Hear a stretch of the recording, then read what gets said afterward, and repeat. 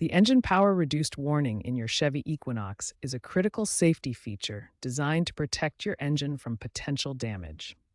When this warning appears on your dashboard, your vehicle enters a protective mode that significantly limits performance. Your maximum speed will be reduced to just 35 to 45 miles per hour. Acceleration will be severely limited, and you may experience rough idling or even engine stalling.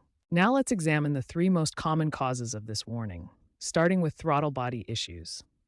Throttle body issues are the most common cause, accounting for 40 to 50% of all cases. These problems include carbon buildup on throttle plates, faulty position sensors, electronic control malfunctions, and motor failures. The second major cause involves the mass airflow sensor. Mass airflow sensor problems account for 20 to 25% of cases. A contaminated or failed sensor leads to improper air-fuel mixture calculations, often worsened by dirty air filters that stress the sensor. The third common cause relates to the accelerator pedal position sensor. Accelerator pedal position sensor issues cause 15 to 20% of cases. These problems typically involve worn or damaged sensors, wiring harness issues, or connector corrosion that affects signal transmission. Understanding these three main causes helps you communicate effectively with your mechanic and make informed decisions about repairs. In the next section, we'll cover troubleshooting steps and how to reset this warning.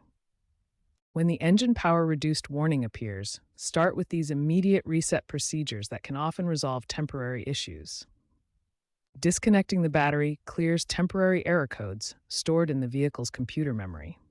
This simple step resolves the issue in about 30% of cases. If the reset doesn't work, check for loose connections around the throttle body, mass airflow sensor, and battery terminals before seeking professional help.